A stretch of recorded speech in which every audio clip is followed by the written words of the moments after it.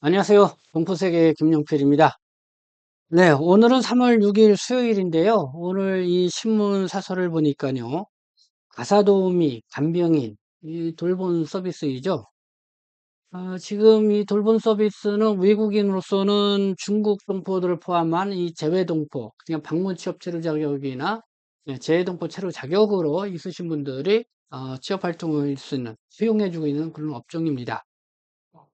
근데 어제 한국은행이 이 보고서를 발표를 했는데요. 이 돌봄 서비스에 외국인 인력을 적극 활용해야 된다. 그러면서 또 하나는 외국 인력을 활용을 하는 데에 그 임금을 최저임금을 적용하지 않는 그런 범위 내에서 좀 저렴하게 활용할 수 있도록 해야 된다. 이런 내용의 발표를 했습니다. 그래서 그 발표에 따라서 지금 국내 그 신문 사설들이 이 한국은행의 이 발표를 이 적극적으로 이렇게 옹호하고, 그리고 이 노동계가 가장 이 최저임금을 적용하는 거에 대해서 지금 반대의 목소리를 내고 있죠.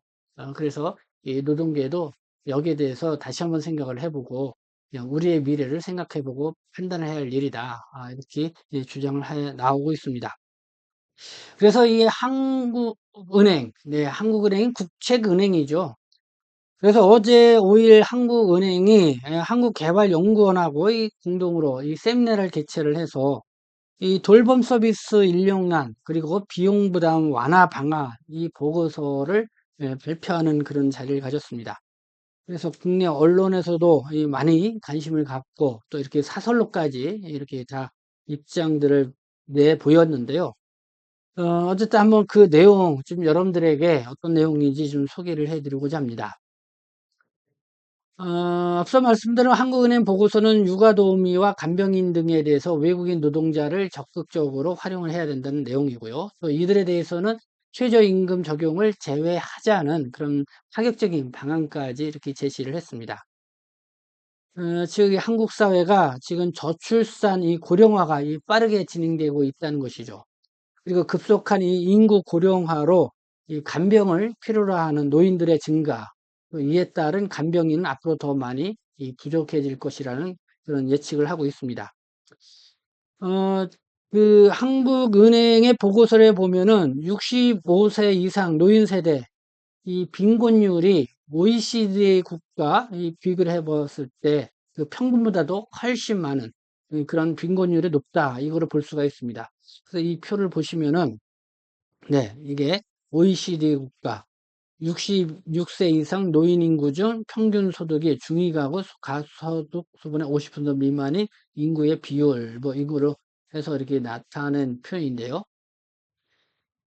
쭉 보여요. 한국이 이 빨간 줄로 있죠. 이 40.4%. 그리고 OECD가 평균이 13.9%인데 그보다 훨씬 웃도는 이 빈곤율이 40.4%를 이루고 있다.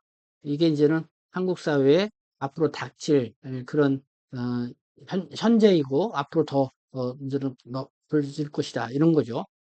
여기다 이 30대 같은 경우는 이 육아 부담도 큰 상황. 주로 30대면은 가정을 이루고 결혼을 생활을 하죠. 그 여성들 같은 경우는 이런 걸로 인해서 또 중력 단절 문제, 그러니까 아이를 돌볼 사람이 없으니까 이 본인이 직장을 그만두고 아이를 돌봐야 되는 그런 문제. 그래서 이 한참 결혼을 해서 가정을 꾸려야 할 이 젊은 층들이 결혼을 하지 않고 아이를 낳지 않는 그런 상황까지 이어지고 있다. 그래서 이 돌봄 서비스는 여러 가지 인력난과 또 이 비용 문제를 해결하지 않으면은 해결할 수 없는 문제이고, 그리고 한국의 저출산 또 이 고령화 문제를 해결하기 위해서는 반드시 이 해결을 해야 할 그런 문제다. 이런 거죠. 그래서 이 한국은행이 이렇게 예, 보고서를 통해서 어제 이렇게 발표를 한 겁니다. 네, 지금 뭐 돌봄 서비스에서 이 중국 동포분들이 많이 일을 하고 있죠. 정말 그 현장에서 일을 하고 있기 때문에 얼마나 이 고되게 일을 하고 있는지 다들 뭐 체험을 아실 텐데, 과연 이렇게 이 최저임금마저 되지 않는 그런 비용을 주고 외국인 노동자를 고용했을 경우에 과연 그 자리에 그대로 이렇게 있었겠는가 하는 그런 생각이 듭니다. 그러나 이 한국은행의 보고서에 따르면은요, 이 도표를 한번 볼까요? 그러니까 홍콩, 싱가포르, 대만, 한국, 뭐 이렇게 이제는 국가를 비교를 해봤습니다. 그러니까 국가별 가사도우미 임금인데요. 이, 이 외국인 도우미에 대해 적용된 겁니다. 이 홍콩은 87만 3천 원, 싱가포르는 60만 4천 원, 대만은 88만 9천 원, 한국은 평균 월급이 137만 2천 원이라는 거죠. 그 시간급으로 따져보면은 홍콩이 2,797원, 싱가포르가 1,921원, 대만이 2,470원. 근데 한국은 시급만 봐도 4배 이상이 되는 11,433원. 그러니까 최저 시급 임금은 우리가 10,000원 좀 안 되는 시급인데 그보다 좀 높게 이렇게 좀 주고 있다는 것이죠. 그러니까 외국인 가사 도우미를 이렇게 또 돌봄 서비스를 이렇게 하는 사람을 채용하면서 홍콩, 싱가포르, 대만은 C급이 한 2,000원대 선으로 이렇게 주고 있는데 한국은 11,000원대로 거의 4배 이상 뭐 이렇게 보니까 뭐 그 정도 이렇게 차이가 높게끔 이 비용을 들이고 있다. 이게 이제 가계 부담도 되고 있다. 그런 거죠. 그렇기 때문에 이런 상황에서는 이 돌봄 서비스 문제를 해결하기가 어렵다. 그러면서 지금 한국은행이 이렇게 외국인 가사 도우미를 들여와야 되는 그런 현실적인 그런 상황에 처해 있다. 거기에 이 외국인 그 가사 도우미로 들어오게 되면은 그 비용을 최저임금을 적용하지 않고 줄 수 있는 그런 제도로 만들어 가야 된다. 이렇게 이 주장을 하고 나온 겁니다. 그래서 여기에 대해서 이제 뭐 노동계 입장에서는 뭐 그렇게 할 경우 최저임금에 미치지 못하는 그런 임금을 주게 되면은 또 다른 인권 문제도 발생할 수도 있고 그다음에 현대판 이 노예제도가 될 수가 있다고 하면서 강력하게 반대하고 있는 상황인데요. 어쨌든 이 국내 이 언론들이 이 한국은행의 이 보고서에 이렇게 동원조해서 이렇게 사설을 냈습니다. 그래서 그 사설 내용을 좀 소개해 드리면 이렇습니다. 중앙일보는 외국인 돌봄 도우미 우리도 정량적으로 검토할 시대이다. 한국 경제는 오죽하면 이 한국은행이 외국인 인력의 최저임금 차등을 권하겠는가? 또 동아일보는 돌봄 인력 임금 홍콩, 대만의 4배이다. 최저임금 족쇄 풀 때다. 네, 이렇게 사설을 냈습니다. 어쨌든 뭐 외국인 도우미제도 최저임금 고집하다가는 하세월이 된다. 디지털타임스. 간병인 수요가 급증하고 있다. 외국인 도입 검토할 때이다. 하면서 한국은행이 이렇게 보고서로 통해서 난 거에 대해서 옹호하고 지원하는 그런 거를 볼 수가 있고요. 그리고 노동계를 통해서도 이제는 태도를 바꿀 때다. 어차피 이 중앙일보 사설을 보니까 이렇게 이 돌봄 서비스의 가장 취약 지역에 있는 사람들이 동료 노동자들이다.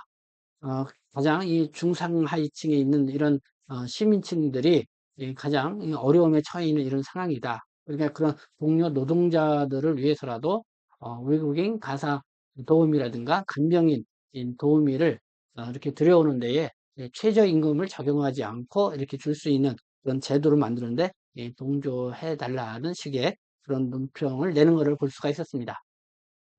네, 그러나 참 뭐, 저도 이제는 뭐, 노인 세대, 이제는 10년 후면 노인 세대에 들어가게 되는데, 사실, 저희 문제죠. 이거는 우리 사회가 갖고 있는 문제라고 생각합니다. 지금은 그래도 중국 동포분들이 많이 이 돌봄 서비스에 이렇게 종사해 주셔가지고 어느 정도 이 좀 밑받침 역할을 했다고 생각하지만은 이 중국 동포들도 역시 이렇게 고령화 사회에 들어가게 되고 이 돌봄 서비스 쪽에서 일하시는 분들이 좀 수적으로 줄어들고 있죠. 그 현실적으로는 외국인 이 도우미를 결국은 받아들일 수밖에 없는 이런 상황인데 어쨌든 한국은행 측에서는 이렇게 저비용으로 들어올 수 있는 홍콩이나 대만이나 싱가포르처럼 그렇게 저비용으로 사용할 수 있는 그런 방안을 우리가 추진해 나가야 된다. 이렇게 주장을 하고 나온 것입니다. 근데 한편에는 또 그런 생각이 듭니다. 그렇게 하게 되면은 과연 얼마나 이 그 사업장에 그 돌봄 서비스로 일을 한다고 들어와 가지고 그 일을 그대로 하겠는가.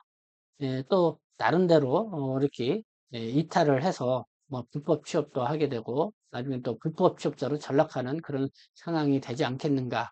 그래서 뭔가 좀 더 주도 면밀하게 좀 그런 것까지 이 고안을 해서 좀 방안을 만들어야 된다는 생각이 들고요. 또 한편으로는 뭐 지금 20년간 이 저출산 문제를 해결하기 위해서 이 정부가 379조 원이라고 하는 엄청난 돈을 썼다고 하죠. 근데 이 비용을 뭐 어떻게 썼는지 잘 모르겠지만은 한번 좀 봐야겠습니다. 그 비용을 어디에다가 어떤 명목으로 썼는지는 한번 저도 꼼꼼히 한번 따져 봐야겠다는 생각이 드는데, 어쨌든 이 돌봄 서비스에 좀 더 관심을 기울여서 그쪽 분야로 이렇게 좀 몰아서 많이 쓰는 게 필요하지 않겠는가. 그러니까 아이를 돌봐줘야 될 사람, 또 노인이라든가 중증 환자를 돌봐줘야 될 사람들. 그래서 그런 비용이 이 문제라고 하면은 그렇게 이 정부가 그쪽에 이 비용을 많이 투자를 해서, 그래서 본인 부담을 좀 덜어주게 된다고 하면은 내국인들도 돌봄 서비스에서 일을 하고, 그리고 이 돌봄 서비스라는 거는 또 그렇잖아요. 정서적으로, 언어적으로, 또 문화적으로 서로 이렇게 소통하는 것도 상당히 중요하지요. 그렇기 때문에 이 동포들에게도 어떻게 보면은 이렇게 정부가 지원을 넓혀주게 된다고 하면은 이 동포들도 더 일을 할 수 있는 그런 환경도 좋아지지 이렇게 생각합니다. 그래서 저는 그런 측면에서도 한번 고려를 해봐야 된다. 무조건 외국인 도우미를 값싸게 들여서 쓴다는 거. 제가 볼 때는 성공률보다는 실패할 확률이 더 높다. 제가 과거에 이제 선례나 뭐 이런 걸 볼 때도 이제 그렇게 생각합니다. 어쨌든 이분의 이 중국 동포분들이 어쨌든 간병인 또 가사도우미로 일을 많이 하시니까요. 이 부분에 대해서는 현장의 일을 누구나 잘 아시죠. 그렇기 때문에 여러분들 많이 또 조언을 해줄 수 있는 그런 부분이 아닌가 생각됩니다. 그래서 방송을 시청해 주시는 분들은 여기에 대해서 많은 또 여러분들의 경험담과 이 조언을 해주면 좋겠다 이런 생각이 듭니다. 네, 지금까지 시청해 주셔서 감사합니다. 저는 동포세신 대표 편집장 김용필이었습니다.